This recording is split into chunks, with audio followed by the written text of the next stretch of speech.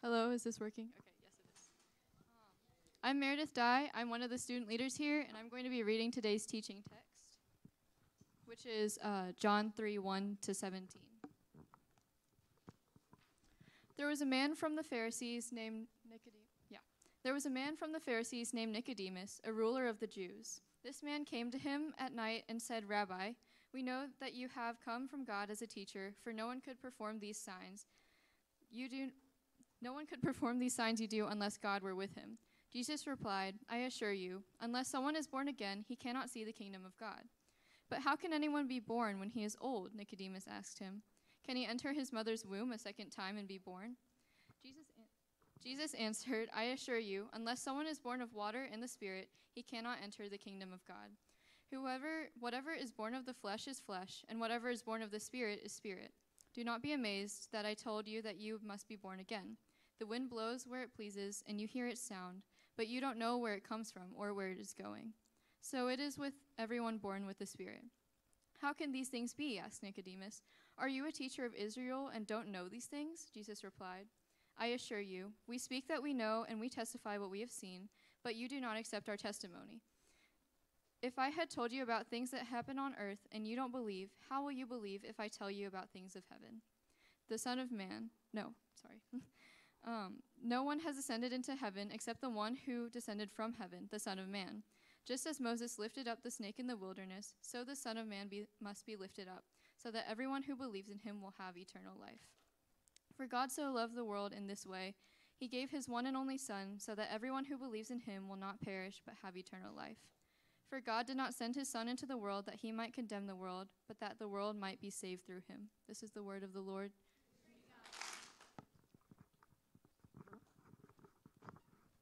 Meredith Dye, ladies and gentlemen.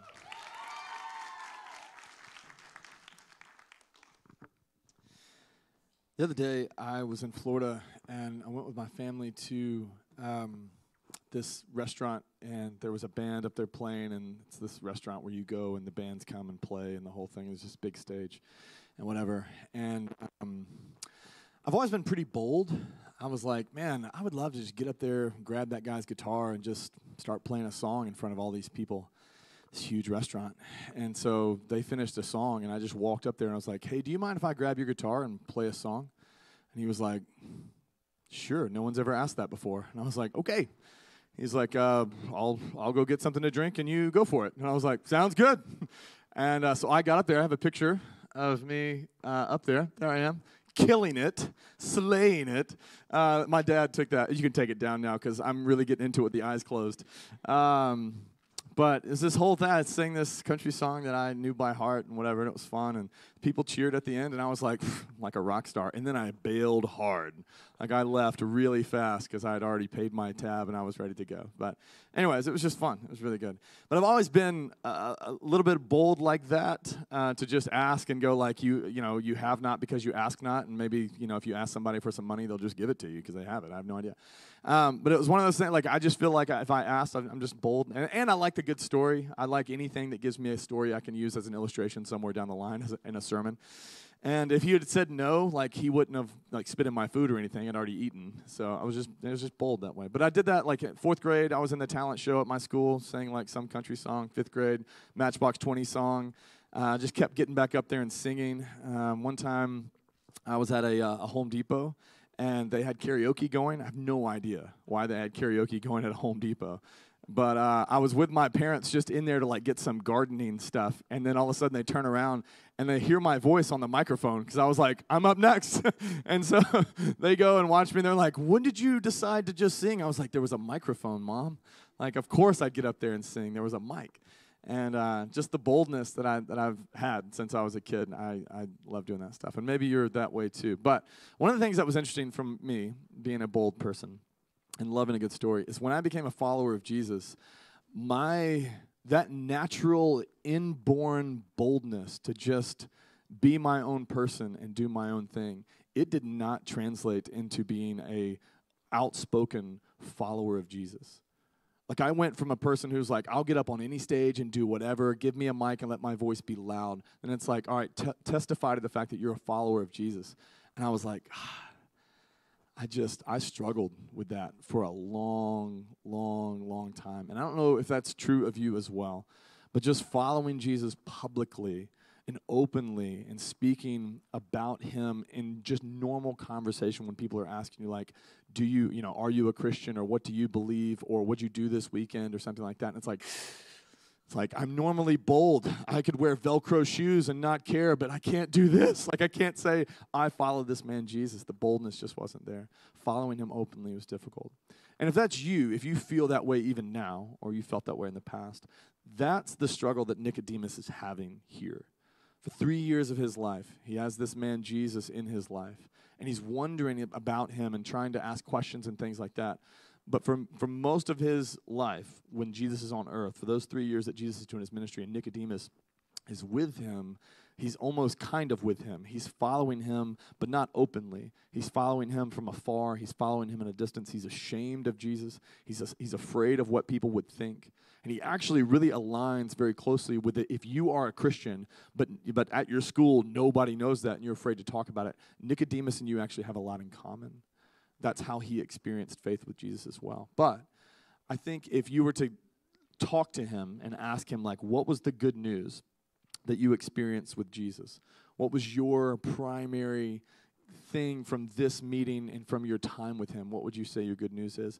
I think one of the things that he would say is, like, Jesus let me bring him all of my fears. He let me ask him all of my doubts and my questions. And he let me follow him secretly. And he didn't shame me for doing that. He wasn't mean to me because of that. But he let me bring my fears, my doubts to him. He let me follow him secretly without rejecting me. And then over time, as I followed him, the longer I followed him, the more bold my faith became, and the more my fears and doubts actually went away. And I think this conversation is evidence of that, because if you notice in verse 2, he goes to him at night. And the reason he goes to him at night is because, like, I don't want to be seen with you during the day. I don't want people to know that the teacher of Israel is hanging out with this random rabbi who's doing crazy stuff in the desert. I don't want people to know that. I don't know if you're somebody worth going public for and being ashamed of by my peers. I don't know. And so he meets with him at night. But again, I think Jesus was kind to him, and his good news would be like, but he still, even though I followed him secretly, he still allowed me to follow him. He never told me I couldn't. And so 2 reasons why I think this is important, and this is not just good news for Nicodemus, but 2 reasons why I think this is good news for us as well. 1, Nicodemus had fears and doubts, and I think you, all of you, and especially if you're honest, you have your own fears and doubts. And when we doubt our experience with God, or doubt his existence or something like that, what it does in our hearts and in our minds is like, he has to hate me because I have these questions. I'm wondering if he's real. I wonder if he exists. I've experienced suffering in my life and suffering in other people's lives, so I'm wondering if he's still loving. I'm wondering if he's even real. Like, I don't even know if he's all powerful. Why didn't he stop it? If he's all loving, why didn't he stop it? Maybe all of it's fake. And we deal with these doubts and we deal with these things, and we're like, I must be the only one dealing with this because everybody else has their hand raised, just crushing it in worship and able to pray out loud and say all this stuff, but I'm still struggling. And I'm wondering about my experience. And the doubts that we have can lead us to think that Jesus, if he does exist, he's probably very ashamed of me. He's probably extremely angry with me. He probably sees me as less than because I doubt. And yet for Nicodemus, that wasn't the case. Like, Jesus actually meets with him. Like, Jesus wasn't ashamed to meet with him at night. Nicodemus is ashamed to meet with him during the day, and he's like, could you meet with me at night? And Jesus is like, yes, I will oblige your ask and your request. I will still meet with you at night. I will still answer your questions. If you notice the text, there are 3 questions. It's basically just 3 questions that he asks. But he comes to him with his questions, and Jesus answers his questions in order to help him. He doesn't look at his questions and be like, you moron. And he does call him, like, you're the teacher of Israel. Do you not understand some of these things? But if you read any of the commentators, he is not shaming him at all. He's not us. We would see somebody that should know better and be like, why don't you know better? But Jesus isn't that way. He answers his questions. He goes slow with him. He's patient with him. Nicodemus brings him his fears and his doubts and his wondering and his questions. And Jesus is able to actually experience those things and say, yes, you're welcome to bring those things to me. Your doubts, and especially for Nicodemus, because we see this at the end of his life, Nicodemus's doubts did not disqualify him from following Jesus. They actually were an opportunity for him that led him to get closer to Jesus. This is very important. The doubts that he had did not disqualify him from getting to Jesus. They became the thing that ultimately created the meeting for him to get to Jesus. Your doubts don't disqualify you. They're the thing that actually could draw you closer to him. That was true of Nicodemus. It can be true of you as well. And again, I think some of you have doubts and all these different things that you're walking through and all that stuff, and you think that, like, man, if I was faithful, the faithful people wouldn't have doubts. But then if you've read the Bible at all, you notice that the faithful people are not the people who don't have doubts. The most faithful people in the Bible are not the ones that don't have doubts. They're the ones that in the midst of their doubts, it leads them to draw closer to him, and they pray more to him, and they bring those things constantly to him. And their questions, instead of it creating this gap between them, they bring their questions to him ultimately. The faithful aren't people who have no doubts or have no questions. The faithful are the people that just use those things to get closer to God. So, for instance, look at some of the faithful. Moses asked this of God: why are you allowing people to suffer in Egypt? Why are you allowing my people to suffer in Egypt? Some of you are wondering the exact same thing. Why are you allowing suffering in the lives of the people that I love? You are literally in the same vein as Moses, asking the exact same question that's been asked for generations. Why, God, do you allow suffering? And you could say that, like, well, only unfaithful people ask that question. Moses was spoken to by God face to face. Like, there's rarely another greater person. The only person greater than him is Jesus. Like, this is the person asking the same question that you're still asking. Job asks, why are you allowing me to suffer even though I've done nothing wrong? David says, why do you stand far off? Some of you are asking that, like, I was so close to you at United. I was so close to you at Rally Weekend. I was so close to you, but now I feel like you're standing far off. Why does my life go about and I'm oppressed by the enemy? Why am I dealing with all of these things? Why can't I constantly get over this stuff? You're asking the same question. This is King David, a man after God's own heart. The faithful ask questions and they bring their doubts. Paul, why do I keep struggling with sin? Who will save me from this body of death that continually struggles? Romans 7. Just read Romans 7.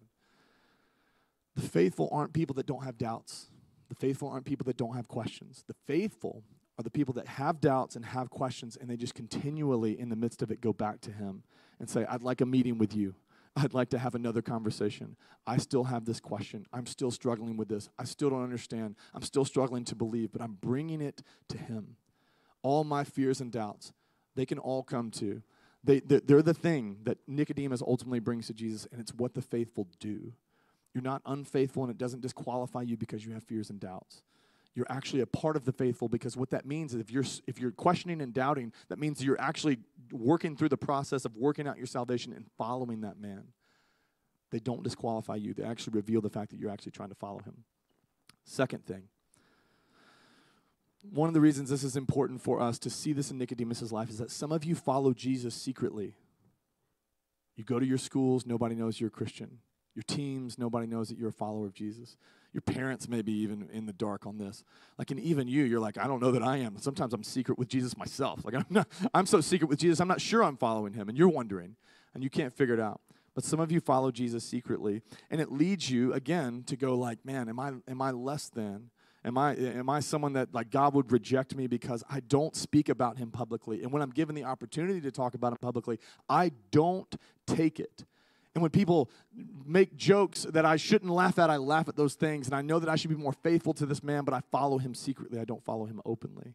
And this is Nicodemus is exactly where you are. He followed him secretly. He followed him in the dark. This is why, again, he's like, I don't want to meet with you during the day. I want to meet with you at night. And again, I think this is important because we think that Jesus is rejecting us because we're not gung-ho about following him completely openly and just being completely open about everything that we possibly do in church on the weekends and lifting our hands and doing the thing and hitting our knees during lunch because we're praying for our food and like, I'm just going to hit my knees and pray for like, because we're not that, we're like, maybe I'm not good enough. Maybe God doesn't love me as much. And in some sense, like, he does not want you to stay there, but he does not reject you where you're at. This wasn't this idea of following Jesus secretly wasn't just Nicodemus' thing, and it's not just your problem. This was actually a thing that was known about in the scriptures. If you look, I believe it's in John 12. This was actually a group of people. It says, many even among the leaders believed in Jesus. But because of the Pharisees, they would not openly acknowledge their faith for fear that they would be put out of the synagogue. For they loved human praise more than the praise of God.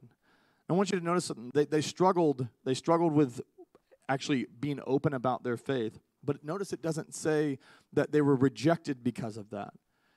Actually, what it testifies to, if you go go to the next slide, it says that their faith is actually talked about. It says they would not openly acknowledge their faith. John actually testifies the fact that they still have a faith. It's just not open. They still exist in the faith. They're just not open about it. And I think Jesus sees your struggle. I think he saw Nicodemus' struggle, and he doesn't reject you because you don't follow him publicly. Again, I don't think that's his goal for you. I think he wants to move you along, but he doesn't reject you because you're struggling to follow him openly, okay? You're following him secretly just like Nicodemus did.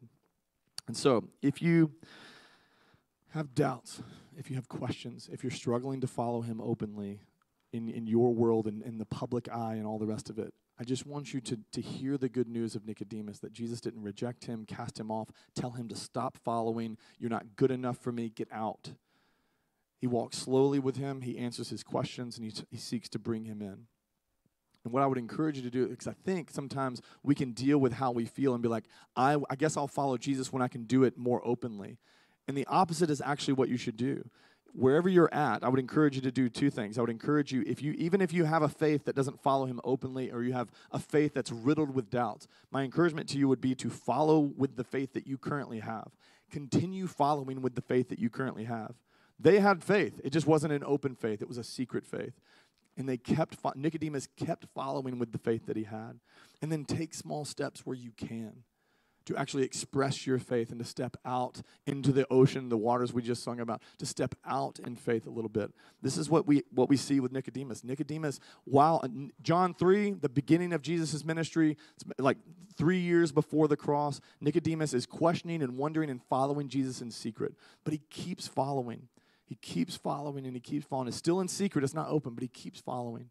Then you get to this point about 2 years in. It took 2 years where Nicodemus finally steps out just a little, just a touch, just a kind of like dipping his toe in the water of like, maybe I could tell people that I follow Jesus. You see this in John 7. 2 years. 2 years of following secretly, and he steps out in faith just a little bit. This is what it says. It says, finally the temple guards, in John 7. You don't have that one? Oh, that's a shame. Okay. Finally, it says the temple guards went back. Here, hold on real quick. Ba, ba, ba.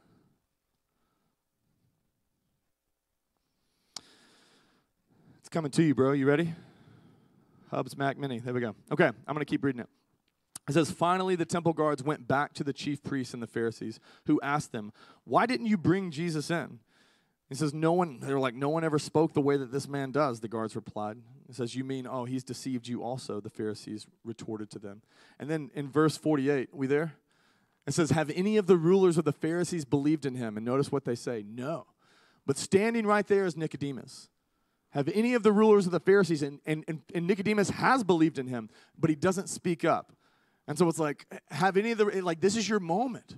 Like, you're following him secretly. This is your moment. Say that you are one of the Pharisees. Actually, that you correction, you said no. Actually, I do actually believe him. Just say that. Just one thing, but he doesn't. But then notice what he says. He says, but this mob that knows nothing of the law, there's a curse on them. And it says, Nicodemus, who was standing right there, who had gone to Jesus earlier and was one of their own number, asked, does our law condemn a man without first hearing him to find out what he's been doing? And what he does right there is he defends Jesus just a little.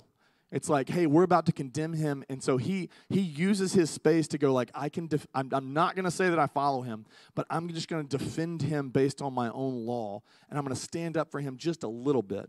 And he does, and he defends him, and he ultimately keeps them from condemning him then at that moment. But notice, then they ask, it was because Nicodemus stuck his neck out for him, it says, they replied to Nicodemus, are you from Galilee too? Look into it. You will find that no prophet does not come out of Galilee. And so basically, they asked him a question, are you from Galilee too? What they're asking is, do you follow this man as well?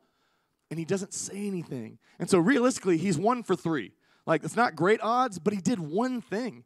And it took 2 years for him to finally go, I've been following him in secret. I've been following him in secret. And finally, I worked up the courage or the faith or whatever to do one thing. I failed 2 other times, but I stepped out really small and I defended Jesus in front of these people that I'm terrified of. It took 2 years for that. And then almost a year later, you see that Nicodemus actually eventually does go completely public with his faith. Did we have this in John 19? You got that one? This is fun.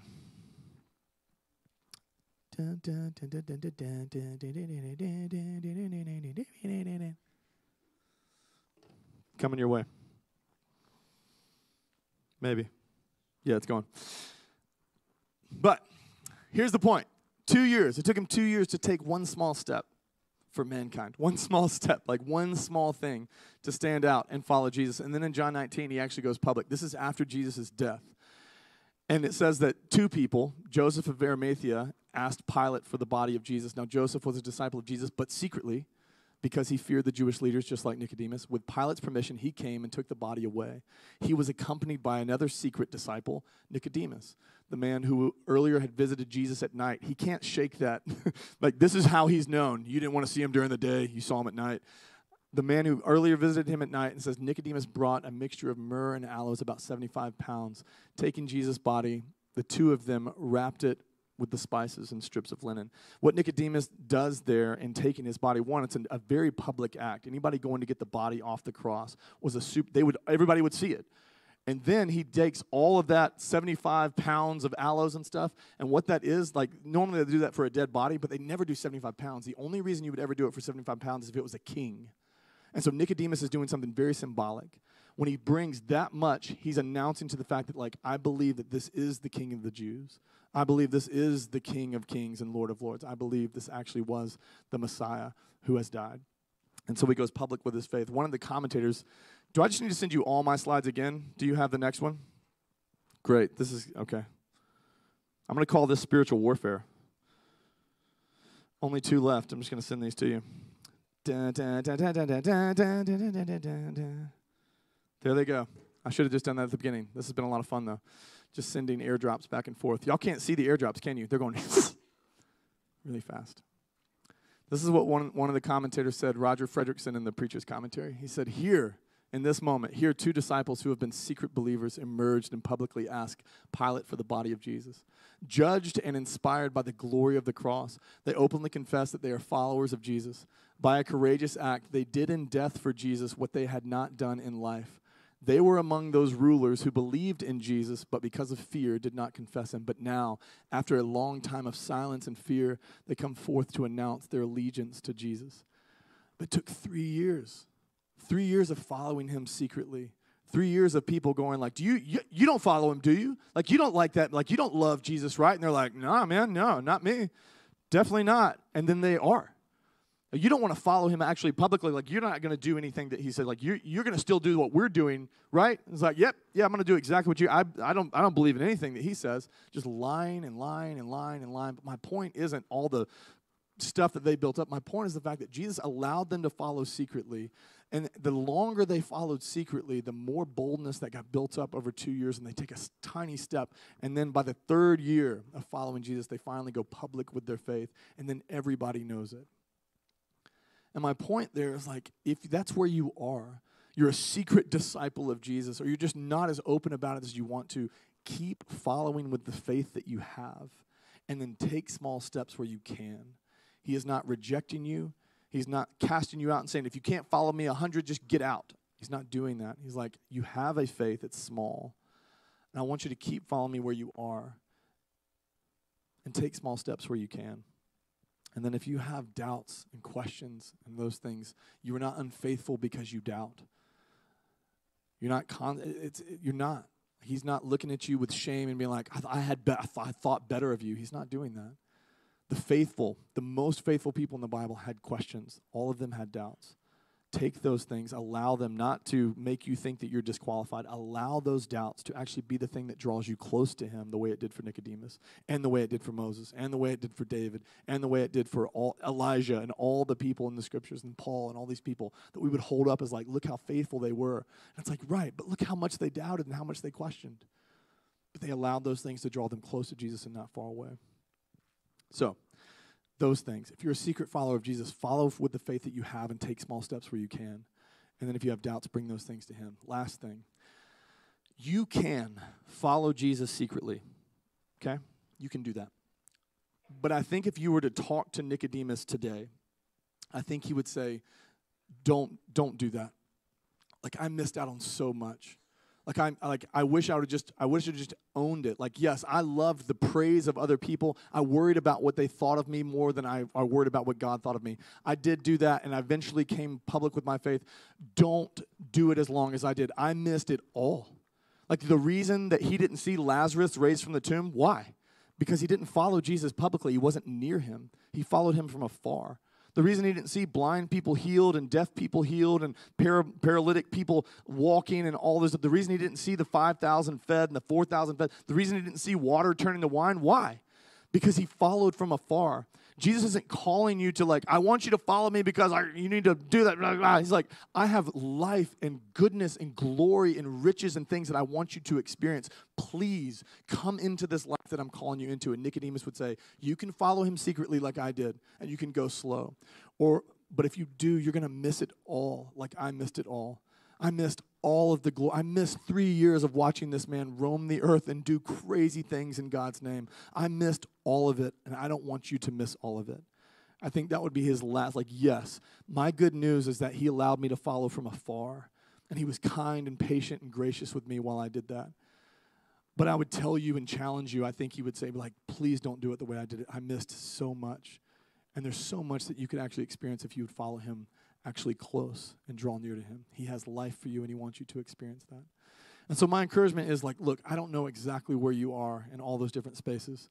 I know that many of us have doubts, and those things come up as you follow Jesus. It's not because you're not following him. The more you follow him, the more doubts will arise because the enemy, if you've decided to follow Jesus and been baptized and all the rest of it, all you did was place a target on your back. And now the enemy wants to tempt you and try and get you away with doubts and fears and all the rest of it.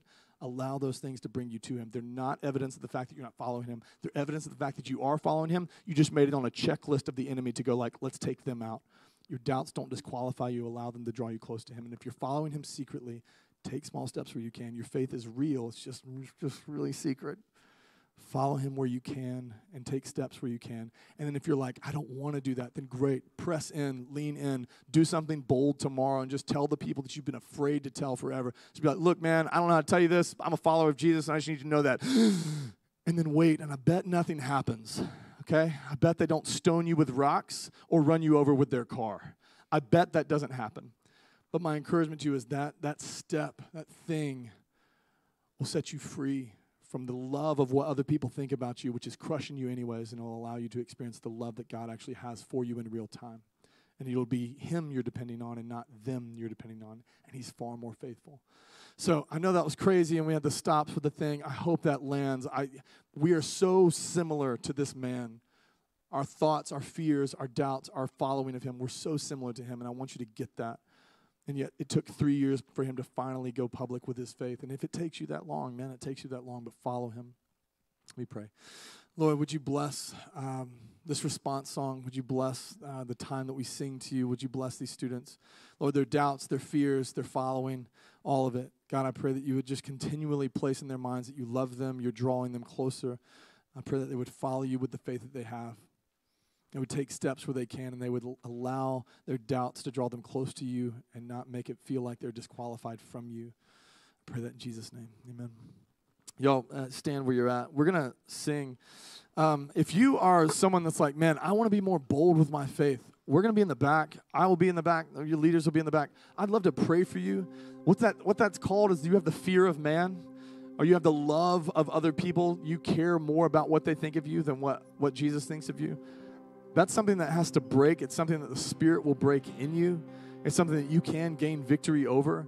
And if you want, you're man, I just want to be more bold in my faith. I'd love to pray for you. It won't be long. It'll be short. I just want to pray that the Spirit break that fear of man in your heart and in your life. And then if you have doubts and all those fears and all those different things, this song says, one of the wonderful things about this song, I love this song, it says, all your fears and doubts, they can all come too because they can't stay long when I'm here with you. All my fears and doubts, I can bring those to Jesus because they won't stay long when I'm in his presence. And so if you want to pray about those things too, we'd love to do that. But please come.